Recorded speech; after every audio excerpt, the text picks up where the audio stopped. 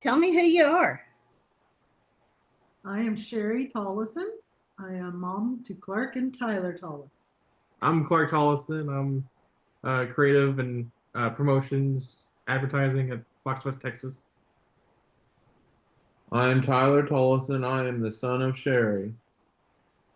We're about to close out National Adoption Month, and what better story to tell than the story of someone from the Fox West Texas family and his family. Uh, if you would, Sherri, tell me about how this story began. The way this story began is all a God thing. Everything had to fall into place just perfectly. And my husband and I had went through 3 years of infertility treatments. When he was younger, he ran around with a group of 3 guys and 3 girls.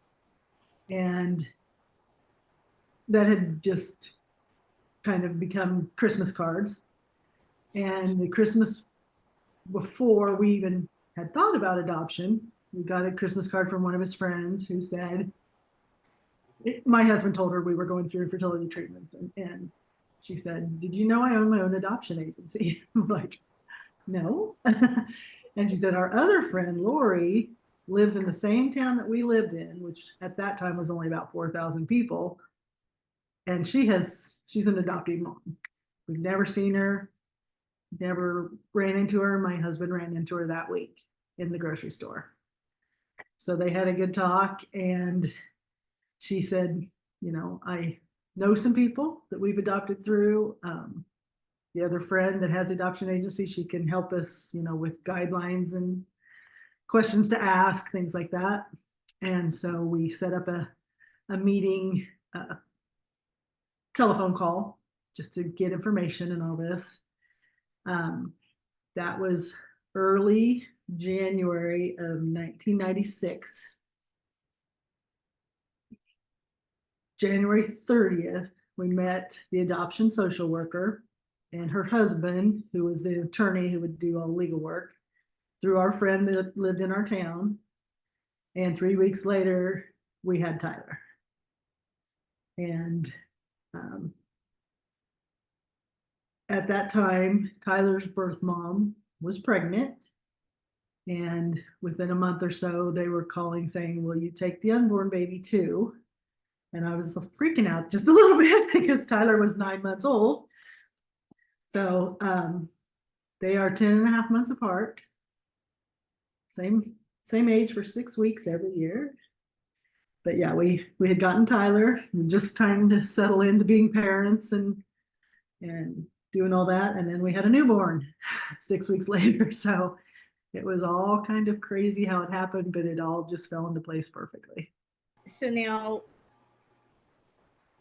we're going to fast forward a little bit. You have this blessing with these Irish twins, and down the road a little bit, you had a loss in the family. Can you talk a little bit about that?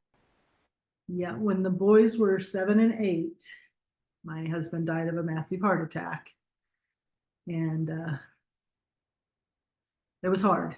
It was very, very, very hard. To go back a little bit, Tyler has autism, has some issues, and we were getting some help with him, and it was difficult, even with my husband and I both. And so then he passes away, and I'm like, how am I supposed to do this by myself? And I mean, a lot of good people came alongside, lots of close neighbors and friends and church family, and they would come and take the boys for an afternoon and give me a break, or take one or the other, and so we could have some time to deal with things. But it was very hard on them, of course. And for me, I mean, they were the reason I got out of bed every morning.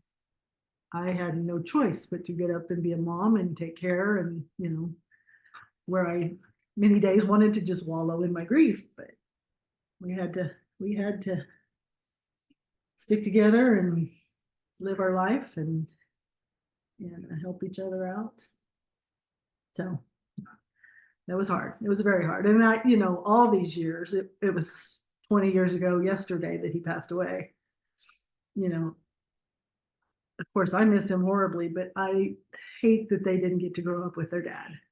I hate that they did. They had a lot of male figures in their life that were very good with them, but they didn't get to grow up with their dad, and that breaks my heart because he wanted to be a dad so bad. And we got those boys in a miracle, so yeah. But we survived every day. We did, and at some point, I had behaviors that led to me not be able to live at home. Yeah. But you're doing well now. I am. I've matured a lot. That's wonderful. I know your brothers talked to me about that. Now, Tyler, talk to me a little bit about growing up with your mom and your brother. So when I was growing up, when I was little, I had behavior issues, and it was hard for my mom. Very much so. And it was hard for my brother. Mm-hmm. I don't know what else to say. And then you moved, To you, Phil, you know, and Newton, and it's kind of where the kind of breaking that cycle sort of began. yeah, and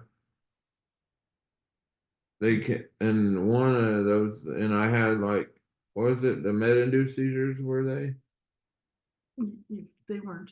They weren't, You always but say that, but they weren't. what were they? Just seizures. Just seizures I had. And one of them put me in the hospital overnight. But you've been getting Now, lots of good help and lots of therapy and Yeah, I see my therapist now every 3 weeks. He's a very awesome therapist. He's a very good Christian man, family man, and his name is Troy Fay. He's been with me for the last 7 years, and I've made a lot of progress with him. that's wonderful. Now, I know you like to fish. Oh yeah, I'm excited for December because we're doing an Airbnb house Oh, in cool. Hasworthy. So me and my brother get to fish together. What's it like having Clark for a brother? He's the most awesome brother you could always ask for. He's an awesome guy, and I love him with all my heart. And he talks about you a lot, and he loves you so much too. He talks about you very often. I'm proud of my brother, what he's become. Very He's a proud. pretty good guy. I'm glad he has a good job, good paying job. I'm glad he's just doing what he loves, filming. He gets to do commercials, basically what he went to college for. right. And he's happy where he's at. He has a lot of friends and a lot of coworkers that are his friends. He does. We really, really love Clark. Now, here's a question for you, Clark. You know, we talk a lot, and we've talked about this being the younger brother, but sometimes you're called the big brother, right? Um, it seems like you've played a role in helping your mom cope and help her out a lot with Tyler. And just, I guess, for lack of a better term, you kind of became the little man of the house, right? Talk to me about that. I mean, after dad passed away, I mean, it didn't really hit me because when you're 7 years old, that's not something that you think about. Plus, before him, there was one other death in the family, and I was very, very little for that. So that one of I was like, I don't know what any of this is. But after dad died, that was like dad's not here anymore. I don't know. I mean, to me, I just kind of try to spend my time with positive people, positive friends, people that can kind of like get me smiling, people that I can make smile. I like making people laugh and stuff like that. Cause you know, life is tough. The world is a tough place. And, you know, so some of my favorite, you know, comedians have said like they like making people laugh because the world is a tough place. And especially when you lose a parent at a very young age, you have to figure out how to cope with that. And that's something where like at 27 years old, when I think about being 7, you know, 20 years ago, I'm like, I don't really know how I coped through it. It's just one of those things where I'm just like, you know, it didn't really it didn't kill my spirit when dad died. I'm just like, you know, I always think of it like dad's not physically here, but he's still here, you know. And I like, as you know, I like telling stories about my dad. If I'm like, oh yeah, mom told me a story about dad long ago, and this is one of them. um I like making, going into Photoshop and making photos, you know, kind of making modern photos of my dad. You know, I made one of there's a photo from '02, and I put myself in it, you know, from this year, and I was like, okay, that's what I would look like next to dad now. That So was cool. Very cool. so that's just one of those things I like to do, kind of to like honor his memory. And it's fun for people to see that because, you know, I don't have a whole lot of Facebook friends of my dad's, but they're friends with mom, and I'll always tag mom so his friends can see it, and they'll leave comments, leaving stories about him, or being like, "Oh, I miss this guy," stuff like that. So it's nice that I can also find photos of my dad and post them. You know, whatever, you know, whether it's on his, you know, on the day when he passes away or birthday, or if I just think about him more than usual, I'm just like missing you today. But I don't know. It's just one of those things where I just kind of think to myself like, how can I be a happy, positive, you know, influence when mom's not feeling great, or if Tyler's not feeling great? How can I be that positive influence on everybody? So I don't know. That's kind of how I see it. Well, I can add to, I mean, you know, we talked about Tyler having behavior issues, and it was difficult. And I would sometimes call Clark my balance, because sometimes when Tyler was having a really rough time, Clark would just, if I was like in the chair or something, Clark would just kind of sit on the edge of the chair and just kind of twirl my hair and just peaceful. And so he just kind of balanced me out sometimes, be like, gonna be okay. We will get through this. And we have, haven't we, Tyler? We have. Yes. So even though some of that sounds negative, I mean, it's just what we went through. Well, and Yeah, I'm and- thankful for Mrs. Lane taking me to that parade that one year. Yeah. And some Mrs. Waltrip, and I got Lots to of people. I got to hold her daughter when she was little, almost a year old. I played the guitar for her daughter at one of my meetings. Mhm. You know, Yeah. it's nice because you know, talking about Miss Lane and Miss Waltrip, those are some of Tyler's pairs when we went to Meadowlark Elementary. Um, Tyler's third grade teacher, Mrs. Hanson, she took us to a couple of movies like shortly after Dad passed away, and Mhm. you know, to me, in my 7-year-old brain, I'm thinking to myself, it's so cool hanging out with one of our teachers outside of school. You know, but that's just one of those things where, like, you know, I look back at it now and I'm like, oh, she probably just wanted, you know, they probably wanted to get us out of mom's hair for a little bit so she can take time at home, you know. Yeah, they wanted to step up and And like, help things. I mean, because yeah, me by myself with 2 boys and one with special needs, I mean, it was hard to do a lot of things. So people did step up and help. So I was very thankful for that.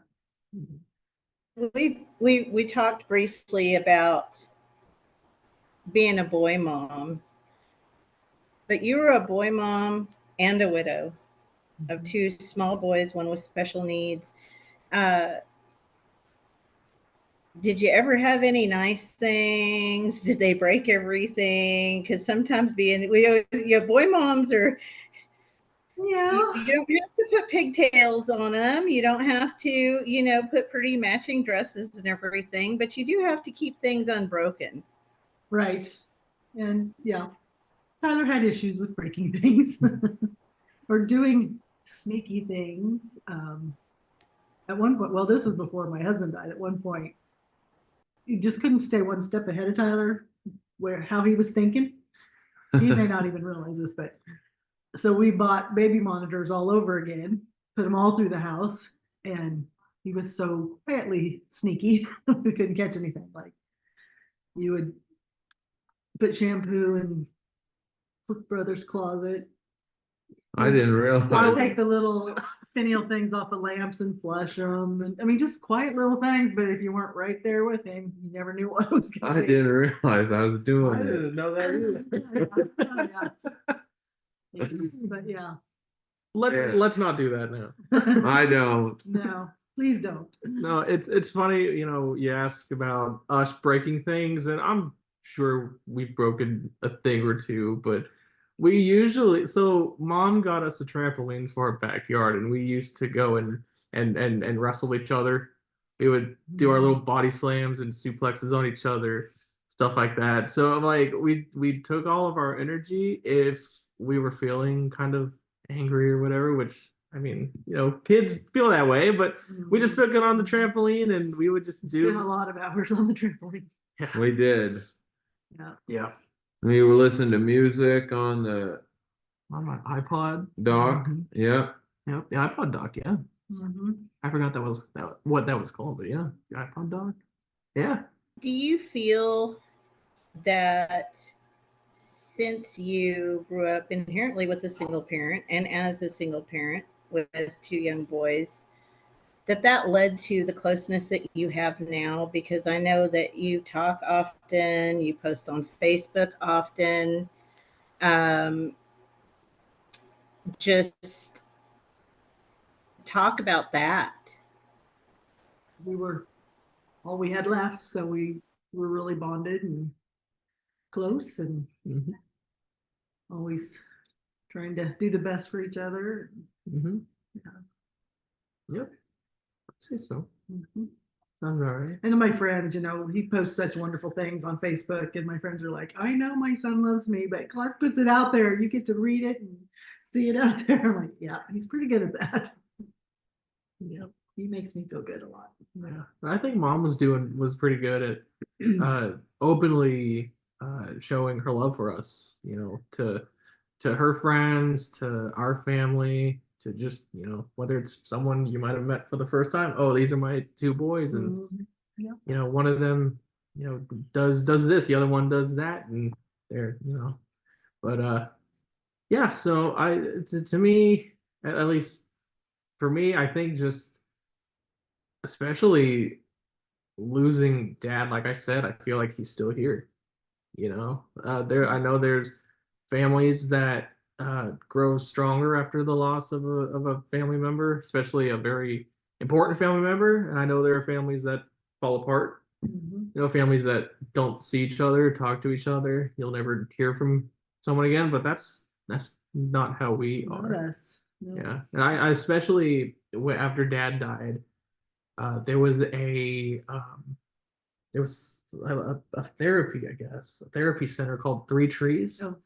And we were all a part of that, and like the kids. It was the Center for Grieving Children, Mm-hmm. but then the parents or adults could meet also. Yeah, and It was very helpful. Yeah, and like I remember the kids, we would do arts and crafts in one room, whatever the adults were doing, they were doing.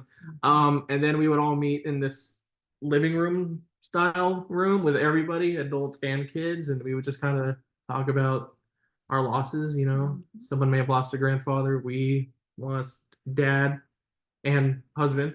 But yeah, I think those kind of places also helped us kind of very much so stay kind of to stay together. Obviously, mom's not going to get rid of 7 and 8 year olds, but yeah, it's just that place. I still think about that place often, and I'm very grateful for having a place like that to be able to talk about dad, to grieve dad, and that won't ever stop. But because in our lives, I mean, I didn't know other women my age that lost their husband and had little kids and, how to navigate all that. So 3 threes was very much a blessing in our life. We went through it twice. I don't know if you remember that, but yeah. We did. They would do like phone calls to daddy or balloon release before that became such a negative thing. But yeah, different things, just that connection and only made boxes with like pictures and mementos and stuff. Yeah. I remember that. Yeah.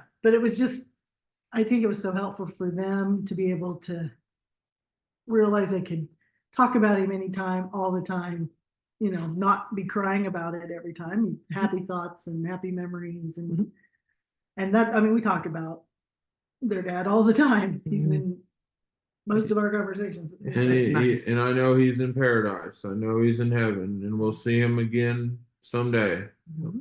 Whenever I come home, Mom has a bunch of photo albums in one of our rooms here, and whenever I come home, I like to go through those. And like these are pictures I've seen hundreds of times, but it's always fun to go back and especially see pictures of those who we've lost. And obviously Dad is one of them, because like it's funny because he's been gone for 20 years, and I don't remember the sound of his voice unless I hear a recording, but I can picture his face as if I remember the last time I saw him. Every time I see a picture of him, I'm just like, I remember that face.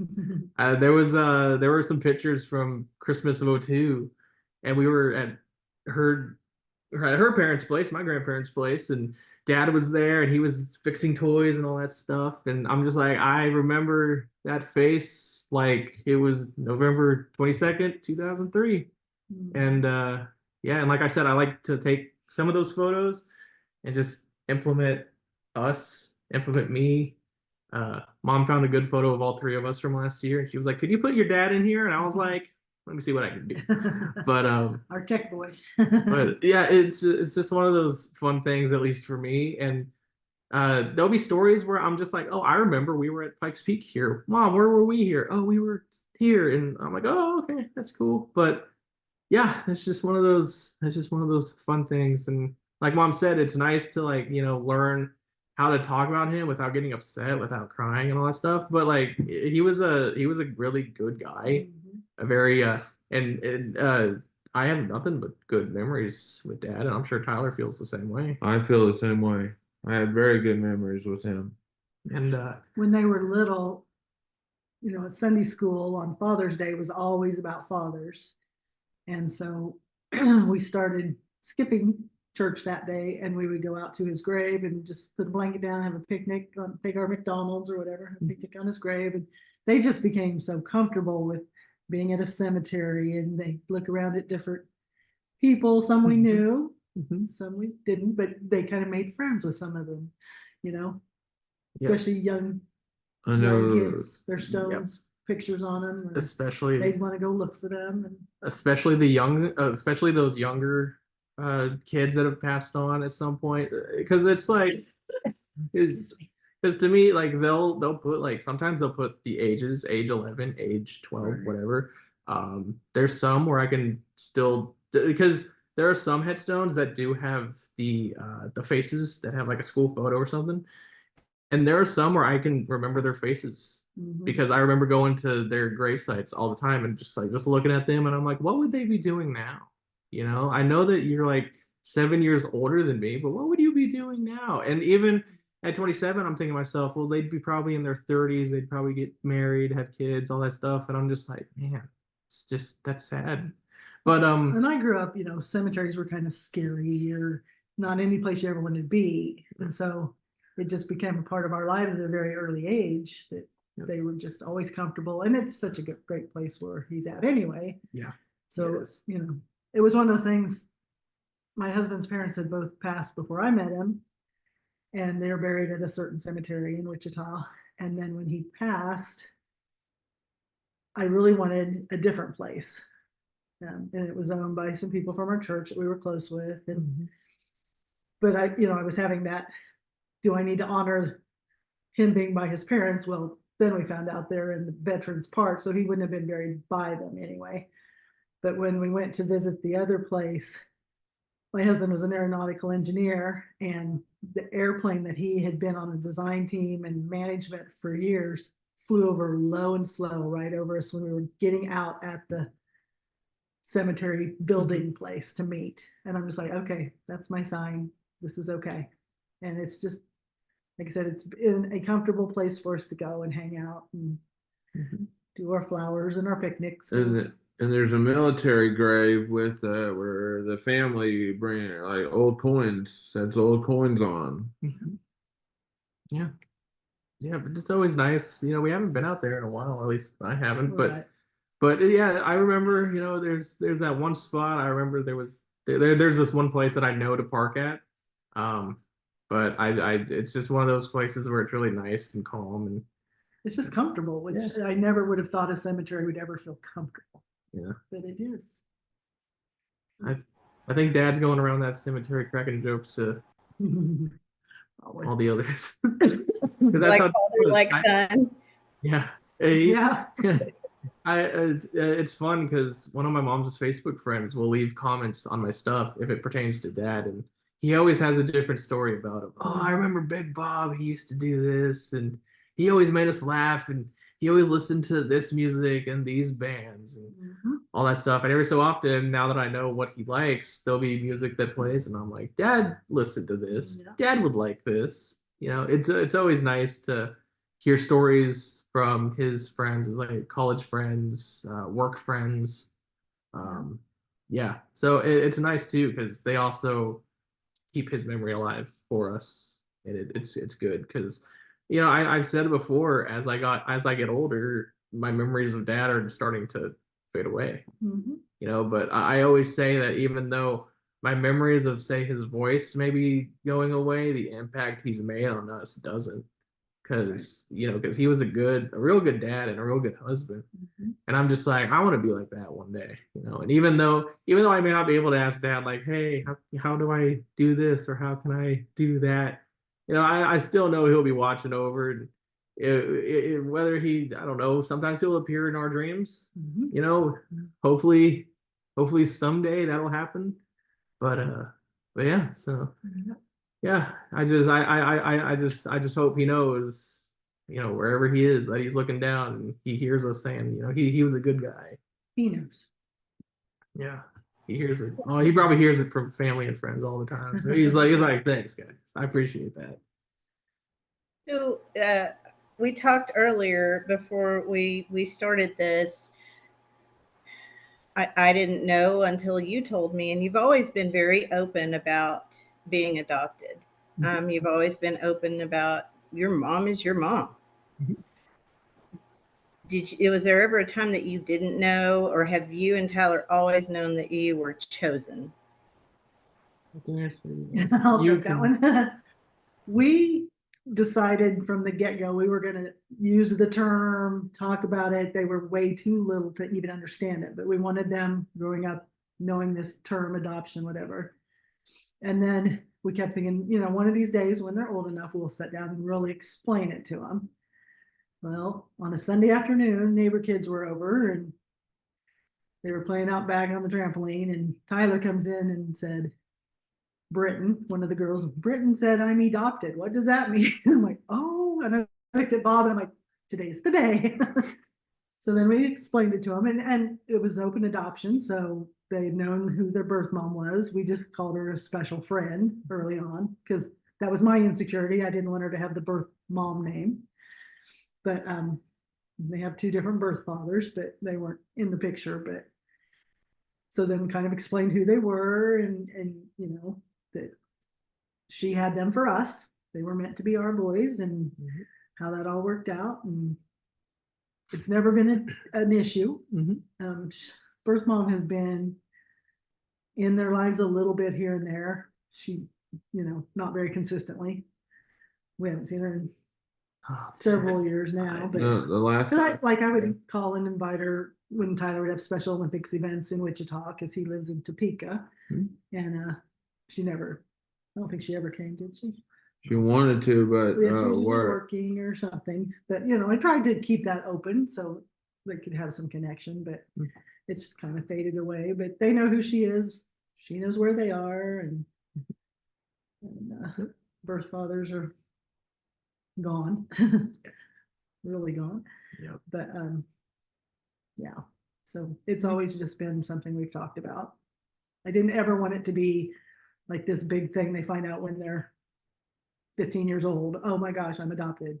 Why didn't you tell me, kind of thing. So we just wanted it to be out there from the beginning and then explain it as they got old enough to understand it.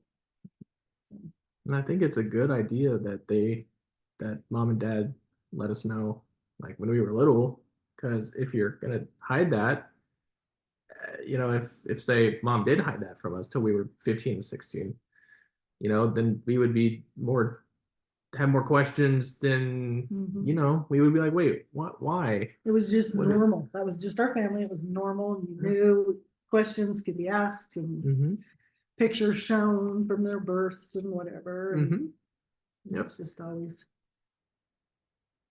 I mean, yeah, and the fact that they're comfortable with it, because sometimes like when I'll post something on Facebook, one of my friends from my hometown will be like, your kids are so comfortable with adoption. My kids weren't. I'm like, that's just all they've known. And they know they're chosen. They know they're loved. They know they were meant to be with me and my husband. And honestly, I think that if we were not adopted and we were to be raised by one of them, That saddens me to think that yeah, you wouldn't be who you are. yeah, I wouldn't. Both of you. I wouldn't be doing video. I wouldn't have. Oh, yeah, I wouldn't have gotten. I wouldn't have gotten the support to make YouTube videos. And mom always said, like, she was like, as long as you're not posting personal information, that's fine.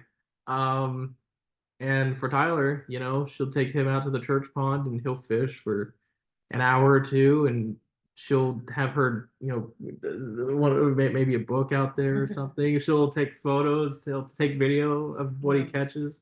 And Tyler and I do lots of Special Olympics events. Yeah. We're traveling all over doing Special Olympics. And Aunt Tam and Sandra are coming. Sending brother videos. Yep. Talk to me about your mom and how special your mom is and how great it was having, was it great having your mom raise you after your daddy died? Yes, it was. I loved her with all my heart, but I disrespected her a lot of times, and I didn't mean to. That was long ago. But now I'm not the man who I once was. Thank you so much, Teller. What about you, Clark?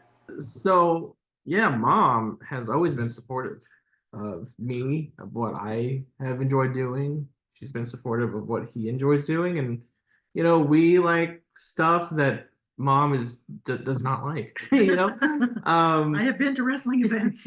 she has. She's gone to plenty of them. But for like video, for example, when I started making YouTube videos, I was 14 years old, and that's young to start making stuff on the internet. That's very risky. But I was like, oh, this is something I like to do. And mom and dad, they knew I was very much an entertainer. I used to perform little skits on our mantle and on the hearth. And so they were like, he's gonna be an entertainer at some point. And making videos on YouTube, that's entertainment. And mom's always been supportive of that. She's always said to me, don't share our personal info, address, phone numbers, etc. And I'm like, I have no reason to. But it's just one of those things that was always fun for me to kind of act out in these videos and learn how to edit, learn how to do camera work. And at one point, when I was in middle school, I always said I was going to be a pro wrestler. And I truly believed it. And mom was like, that's great, but I know you don't like getting hit. And I'm like, okay, yeah. And then at one point, I remember this very well. I was sitting on our couch and I was watching one of the wrestling events on Friday night.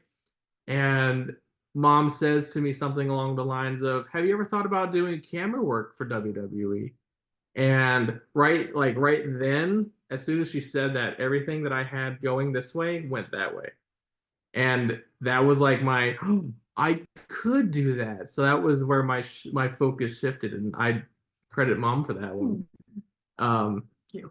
and yeah, so that's just one of those things where mom's always been really supportive, and especially after, it's crazy because you see people who may have lost a spouse and they just kind of spiral downward, and mom's done really good with kind of hiding that, like she said, she said that were the reasons she woke up, and as I've gotten older, and I'm like, wow, that must have been horrible. And like I remember the first few days after dad passed away, and we had family members and neighbors and kind of take us and give mom time to grieve and do all that. But mom was good at hiding that and being in, I guess you could say, like mom mode, just always putting the kids first, hiding whatever like her sadnesses were, whatever was upsetting her. And of course, when you lose your husband, you're going to be angry. If you're going to lose your spouse, you're going to be angry about that.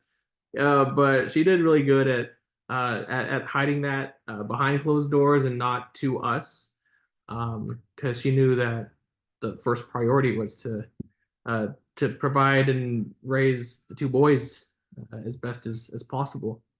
And it's funny now because like I said, as I've gotten older and I understand that a little better, and I'm just like, man, mom really is a warrior, huh? But yeah, that's just one of those things where we could have been raised in a completely different household. We could have gone down a completely different path that could have ended up in handcuffs, could have ended up, in a ditch, but we were raised to, follow our dreams and to respect those in authority. And Mhm. even though, it's funny when you're in middle school and high school, of course you're going to be upset when you get grounded, oh, give me your phone, your grades are bad. Of course 14-year-old me is going to be upset about it, but as I get older, I'm like, okay, I see why mom did that.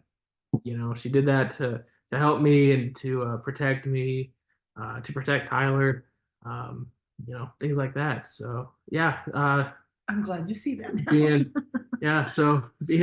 being raised by mom and being raised by dad for the short time that he was here has been amazing. What would you say to about adoption to those parents that are having fertility problems that go the route of adoption, and to the birth parents that choose to make the right choice for their children when they know that they want to provide those children a better life? I think adoption is just an amazing thing. Never dreamed that would be my journey. And when we were going through the infertility, I was ready to quit before my husband was, because it's very painful for a woman. And my husband's parents were only children. He has one brother, so that he didn't grow up with aunts, uncles, cousins, all that. So it was important for him to have a biological child until it wasn't, until it was like, it's not about the pregnancy, it's about a child. And he really wanted to be a dad. I really wanted to be a mom. He was, a little bit older. So yeah, choosing to stop the infertility treatments and work on having a family was more important. And to birth moms, birth fathers, you created a child, you love that child, but you need to do what's best for that child. And if you know that that's probably not going to be a good situation for you, depending on your circumstances, whatever, put your child first. There's loving people out there who want to provide a family and will do a good job.